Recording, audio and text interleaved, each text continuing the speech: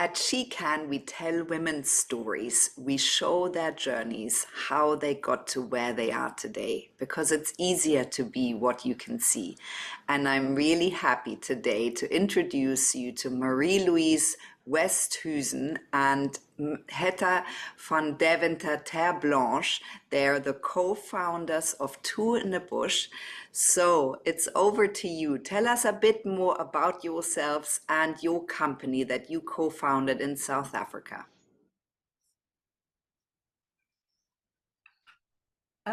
Well, I am Hetta van Deventer-Terblanche, and I have just turned 50 a year ago.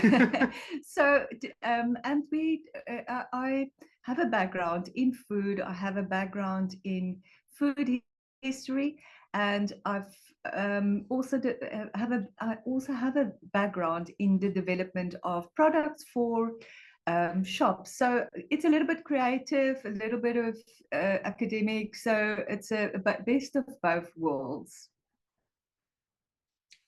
Yeah. So I'm Marie-Louise. As Hetta, I've had some hospitality experience. I've run a few restaurants, and the time just came that it was COVID hit us all, and it was time to look at new avenues. So you've set up, co-founded Two in the Bush. Tell us a little bit more about that.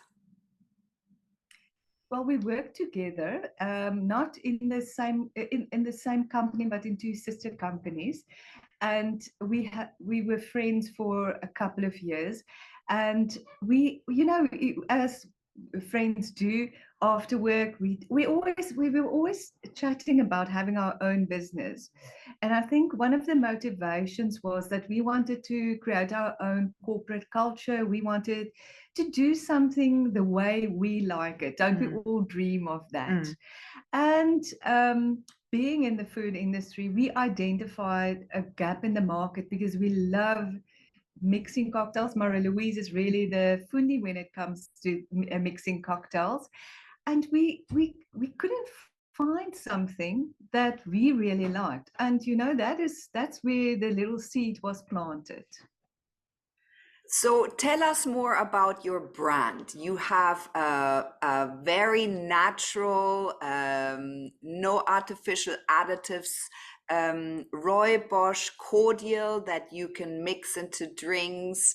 Rooibos is obviously considered a superfood. It's really high in antioxidants and minerals. So tell us more about that and how you came up with that. So it is, as you've mentioned, it is a Rooibos iced tea cordial. So you do need to dilute it with water. We've got 6 flavors at the moment. We've got 100% Rooibos, although everything is Rooibos tea based.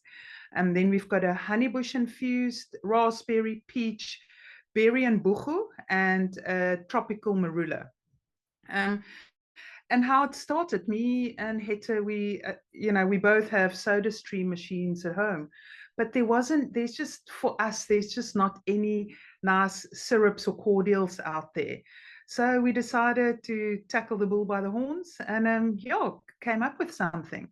And it's just such a wonderful, proudly South African product. And what makes us probably a little bit different from other iced tea companies, we brew it from real Rooibos tea leaves. So it's just super concentrated, super healthy. And as you mentioned, Rooibos they're just full of antioxidants. It's anti-inflammatory properties, and it's naturally sweet as well. And we don't add any sugar. And we got endorsed by the South African Diabetic Council, which is it's huge for us.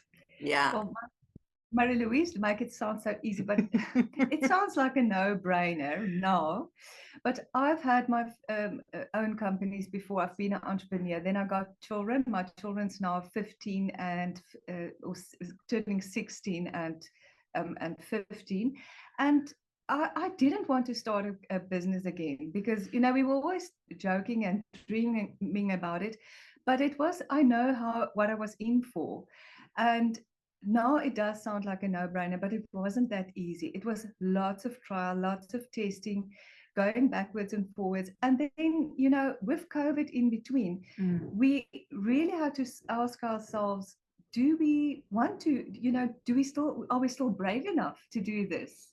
And it was a lengthy process. It didn't happen overnight. And a combination of past experience and no experience. I'm very grateful that you share your journey so authentically, because yes, it is a really hard journey, this entrepreneur journey. And I always think if you have a co-founder, it makes the journey a little easier because you complement each other. You always have a partner to exchange ideas with, and you have someone who shares the load with you. Tell us a bit more about the brand, where you can get it, where you distribute it, and your marketing strategy, a little bit more about the business.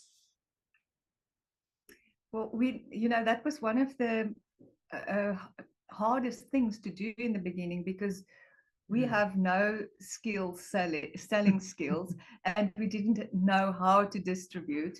So we had this beautiful product, but what do you do now with it? How do you get it on a shelf? How do you promote yourself? How do you tell people who has never tasted, that everybody know what a syrup or a cordial is, but this is a new product. It's totally different. And how do you start there? And being, having had sort of a safe job where you get your salary, you're used to that now. You go home, you lock your door, and there's other people doing most of the work, helping you to do. Now we had to roll up our sleeves again. We had to do everything. So it was not easy, but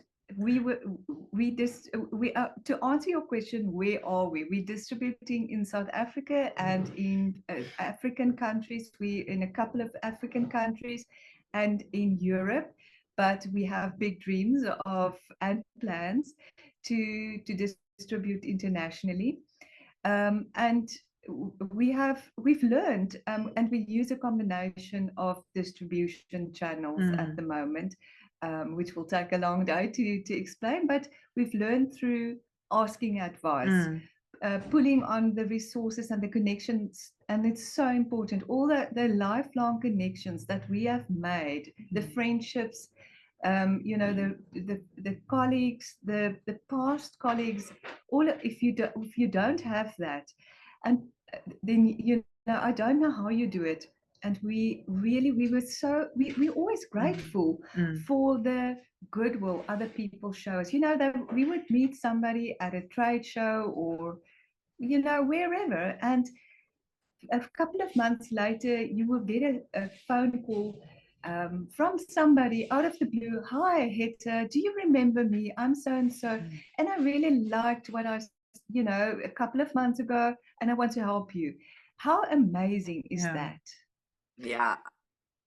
Yeah, so we, the beginning of last year, we just said we're gonna say yes to everything, participate in everything, and you need to put yourself out there. Although it doesn't come naturally, you need to do it. Yeah, and as Hetta said, everyone has been so gracious. They always say it takes a village to raise a family, but it also takes a village to build a business. And that's one of the things, we're just so grateful for all the help. Yeah. But you have to turn up. You have to be turn there. up. Yep. Yeah. I know. I think this is so true. And as I hear you speak, I think yes, and that's so true for my journey as well. Hetta and Marie-Louise, what are your main motivators? Now that you've set this up, you've got 6 different tastes of your Rooibos Cordial. What is your motivator going forwards? world domination. No. No, you know what? We would just love to share the taste of Africa rooibos to the rest of the world because it's really a fabulous product. We're not just saying it because we created it. It's just, and you know what? There's so many. Yeah, it's a healthy alternative to sugary drinks. Yeah. Yeah, I love that. I would love to have it right now. Um, what would you say are your top qualities? How do you divide your areas? How do you complement each other? So Hetta's the wildly creative one, and she's extremely intelligent.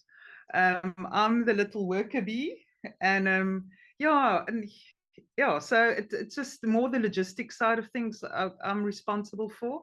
So it helps tremendously because I can't draw a stick man and can't envision sometimes a few things, but Hetta can't get an order out to a client. So I can, but it won't get to the client. yeah, it will take half a day.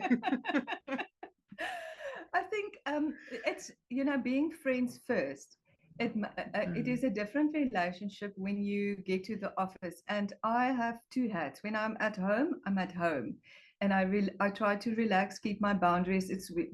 I've always been very adamant about it that, you know, you, as a mom, you always feel guilty. That you haven't done enough, you've done something wrong, you haven't, you know, you're always lacking something.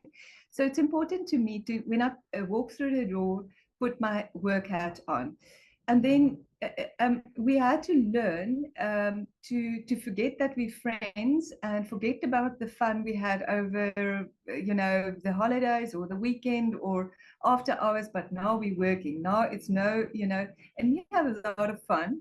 That's one of the things that we love about working for ourselves. We have a lot of fun, and we laugh a lot. Yes, believe it or not. And that gets us through the day and through difficult things.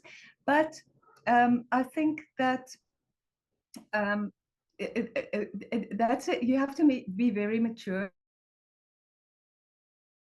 caring, and you have to let the other person make mistakes, and you have to let yourself make mistakes as well, because it's actually I think that it's, to me, it's very difficult to forgive myself if I've made a mistake. I am a little bit of a perfectionist, and you know, because now I know there's a partner involved, so I've made a mistake and I have to forgive myself, move on, learn from it. So it's a new dynamic. It's much easier being two, but it can also be much more difficult to be two, because you have to learn to find a happy equilibrium, where you, and I think one of the things that is in our case that works is that we have our strengths, and we know what's our strengths. As Marie-Louise say, don't ask me to do logistics. You know, but and I let her, and I don't interfere with her side, and she doesn't interfere with my side. There's certain, you know, big financial decisions, that there's certain things that we know that we take together. We always consult each other, but we give each other the freedom to just run ahead and do what you think is best. If it doesn't work out, we learn from it, we move on.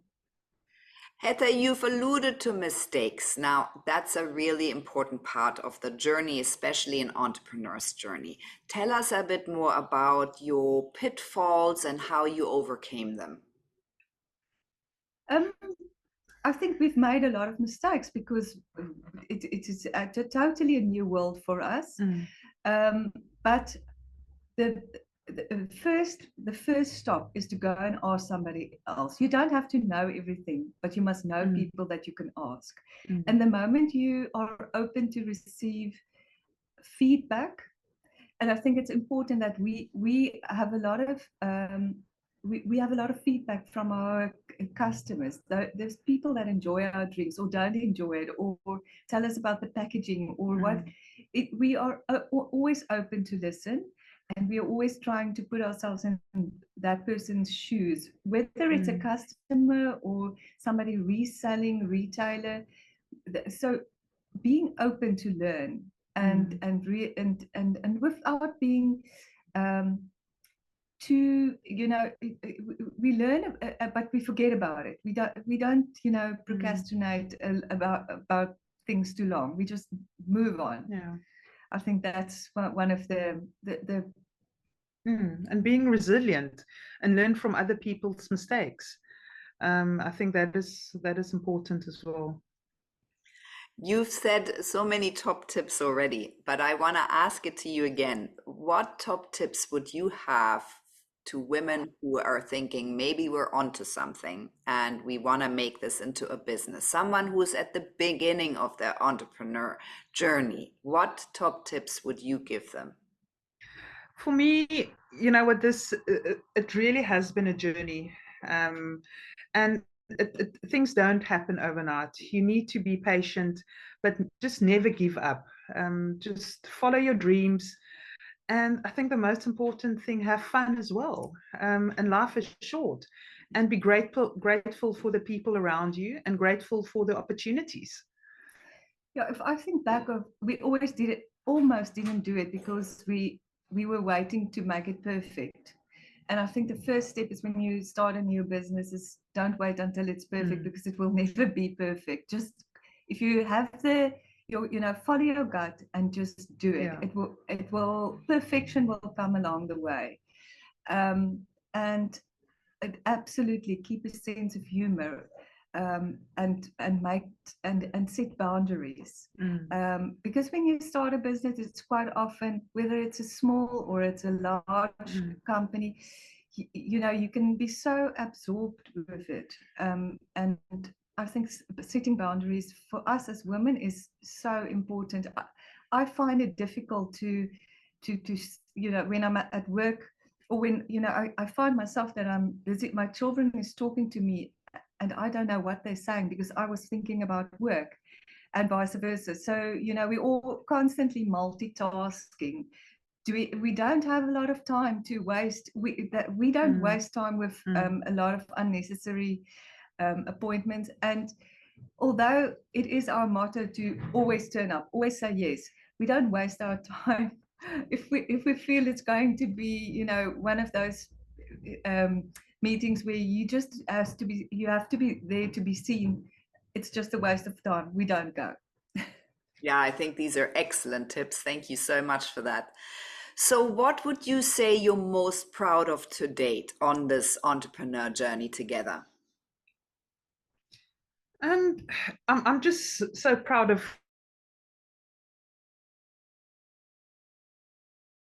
like a short time, or a long time, but it's only been 2 years, and to see where we started. We started with one flavor, with 3 flavors, with a palette of each flavor. And we looked at it, and I remember I was thinking, how are we going to say where's it going? And here we are, 2 years later, we've got 6 flavors. It feels like every second month we're doing 3-4 pallets of each flavor. So it's just to see how the business has grown, and how lucky am I to to have this journey with my best friend, to build a business that's just wonderful. So yeah. Yeah, I love that. I love that. So, who are your role models? Do you have any? Who inspires and motivates you? I think we're very lucky. We live in a small town, but there's strong business and women entrepreneurs around us. And I've from a young age always been I identified people that I could go and ask for advice. So role models isn't necessarily those people that you read about in the newspaper, or that you see and everybody knows about, but it's those people that really makes a difference, whether it's a small difference in their community. Marie-Louise has a circle of friends who does a lot of charity work that she meets with every Monday. And Yeah. I think even that small things, those are people that are my role models as well. People that you don't necessarily hear and talk about it, but they make a difference where they are. Which is so lovely. And that's exactly why we're setting up She Can or running She Can, because that's exactly what it is. You know, when you ask young girls in this day and age, they haven't got any local role models around them, or many don't. I mean, I think 80% of young girls can't name a single woman entrepreneur. And then when you ask them for role models, it's always Oprah and Michelle Obama, which is brilliant, right? But it can't be the only ones. And so that's really why we're here. So I'm excited that you said that. Hetta and Marie-Louise, what are your plans and goals for the next couple of years? Can I just go back to that previous one about the role models, because you know, being a mom, it's so important to me. I belong to a club of you know, unbelievable women who has all made their mark or lots of them have made their mark in the business world or in some sector in life. But we invite young girls to come for free, to come and join us when we have talks. And we invite really interesting and diverse speakers. And I think we need to create opportunities for young people to set goals, to set role models for them. And that to me is of paramount importance. So sorry about that one. For the future, plans for the future.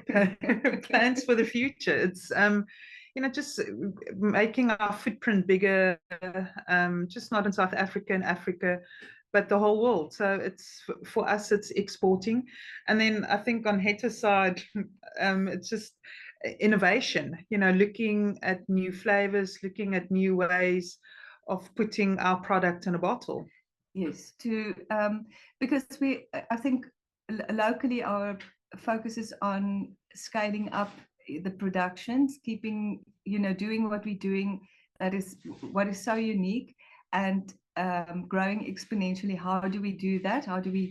But then last year we wanted to create our distribution network in Africa. This year it's for 2024 is international. I'm delighted to hear that. And I'm also so excited about what you said earlier, Hetta, about the role model, because that's really our whole raison d'etre at She Can. Marie-Louise, would you like to add anything? Yeah, although I did say world domination, you know what we need to, we want to make a bigger difference locally in the community as well, because it starts, you know, how did that charity starts at home. Yeah. So it's very important for us, our community, because, you know, I've lived in Franschhoek for 18 years. Hetta's lived in Franschhoek for over 20 years. So yeah, we want part of the furniture here. Yeah, I love hearing that. I'm so grateful that you came on with me and told your story. That's a really great entrepreneur's journey. So I'm can't wait to get two in a bush, a couple of bottles, and I'm really excited for 2024 for you. Thank you very much. It's been an honor to talk to you. Thank you for having us.